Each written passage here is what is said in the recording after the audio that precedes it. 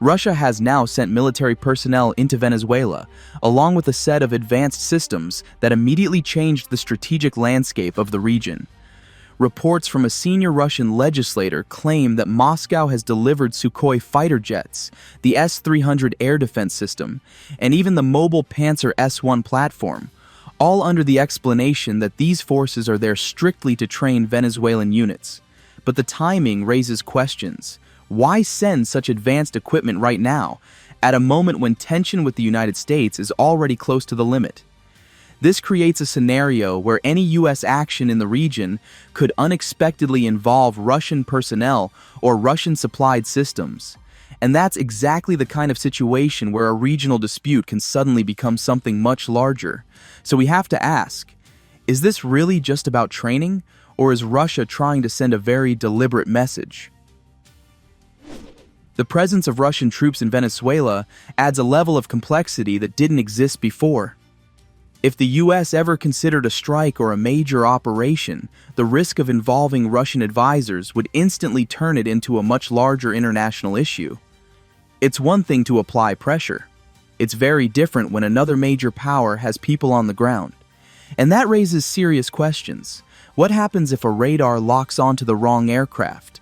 Or if a routine maneuver is taken as something more aggressive? Small decisions can escalate quickly when two powerful nations are watching each other so closely. The U.S. presence in the Caribbean can no longer be dismissed as routine patrolling. It has escalated into an unmistakable show of force.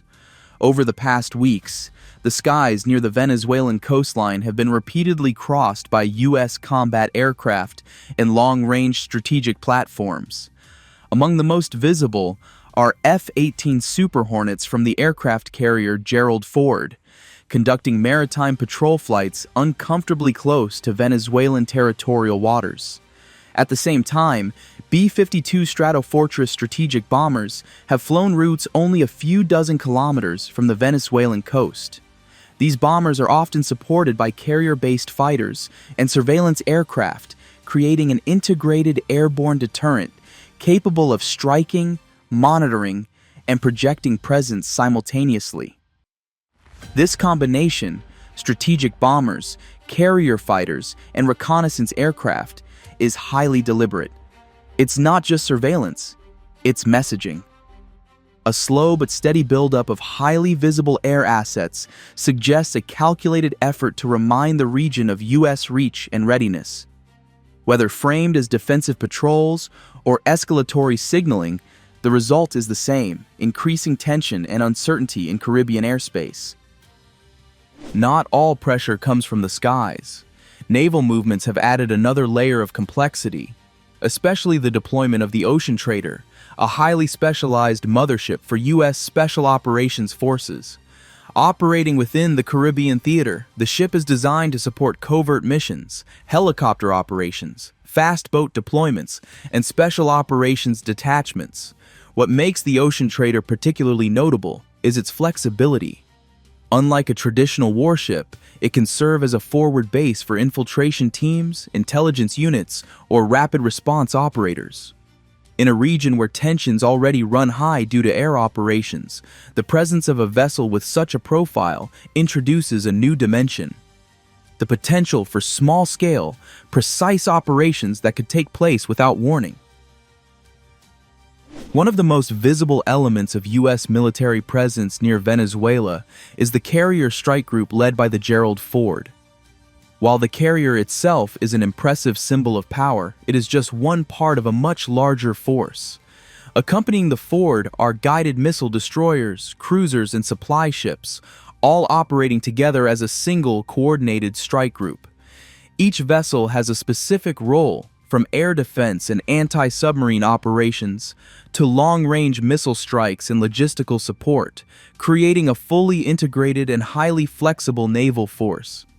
This combination of ships allows the U.S. Navy to project power across the region continuously, control vital sea lanes, and provide immediate support to its air assets in the Caribbean. The strike group's presence is not only a demonstration of capability, but also a way to maintain constant pressure, signaling that the U.S. can respond to threats or rapidly adjust its posture as the situation evolves. At the same time, nearby air bases have become noticeably more active, especially those in Puerto Rico and other partner locations in the Caribbean. These bases have seen a rotation of several aircraft types, including F-35 Lightning II jets, C-130 and C-17 transport aircraft, and various helicopter units. Their presence gives the U.S. the ability to move equipment and personnel quickly and to sustain operations around Venezuela with far fewer limitations. Another important element has been the rise in surveillance flights. RC-135 rivet joint aircraft, which specialize in gathering electronic and communications data, have been flying regular missions over the Caribbean, often accompanied by fighter escorts. These flights allow the U.S. to monitor radar activity, track aircraft movements, and understand what is happening inside Venezuelan airspace in real time. When you combine these deployments, you end up with a layered presence that covers sea, air, and signals intelligence all at once.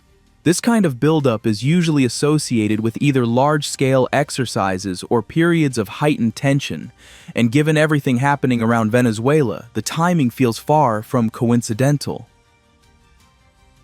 So where is all this heading? Will Russia send even more equipment to Venezuela? Will the U.S. continue increasing pressure or shift toward diplomacy? Will Caracas attempt to demonstrate its new capabilities in a way that could provoke a response? Or could the situation stabilize before something unexpected happens? For now, the Caribbean may look calm on the surface, but beneath that calm, ships are maneuvering, aircraft are flying strategic routes, advisors are arriving, and decisions are being made quietly behind closed doors. The combination of Russian support within Venezuela and U.S. military pressure around it has created one of the most delicate situations the region has seen in years. And as this dynamic continues to develop, the possibility of escalation, accidental or intentional, cannot be ignored. Thank you for watching and staying with us through this detailed look at the rising tensions in Venezuela and the Caribbean.